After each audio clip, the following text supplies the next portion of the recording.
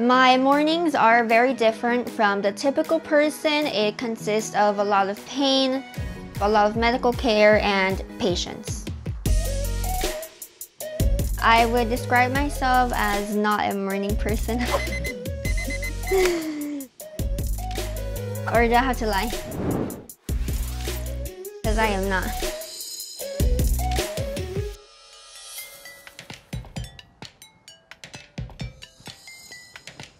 The first thing I do when I wake up is check my phone and look for any new comments or DMs on my TikTok. I started making content about my illness in 2018 doing YouTube videos and trying to spread awareness. My skin condition is called epidermolysis bullosa, commonly known as EB or butterfly skin. EB is a skin condition that produces open wounds and blisters internally and externally of the body. I started to talk about my condition because every time I would scroll through my feed, I realized there was nobody like me and nobody was talking about the struggles that it's like to have a body like mine or the pain that it comes with. So I wanted to be that face for the future generations. Growing up, I didn't really have friends. I was always by myself. And I think that's one of the things that kept me posting content, as I saw that people were engaged, people wanted to talk with me, people wanted to get to know me. And so now I have a lot of followers from everywhere. It feels really nice to be able to get to know people from all over the world. Next, I go to the bathroom where I wash my face and teeth. When washing my face, I mostly take precautions in terms of how much friction I apply to my face. But in terms of water or the products that I use, there's not really much issue. I just need to be careful with the way I touch my face.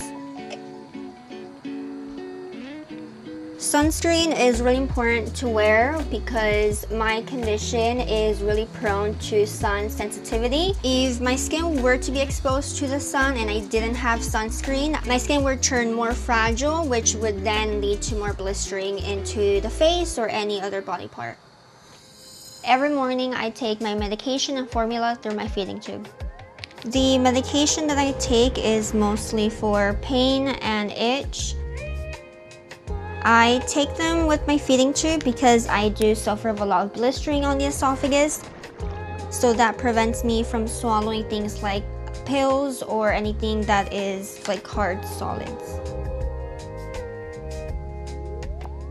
Next up, I check my skin for any blisters or any bandages that need to be changed.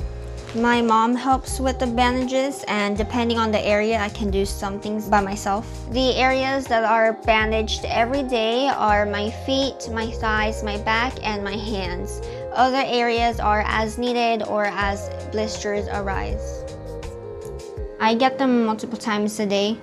They just come by themselves. Right now I have a blister here that's pretty big because I've had it since yesterday and I didn't treat it. And I can feel it when I move it. It feels kind of like a bag that's there, like heavy. To treat my blisters, I just strain them with the needle and the fluid just comes out by themselves. And then I apply coconut oil, and depending on the area, sometimes I bandage it and sometimes I don't. I left that one because I was lazy.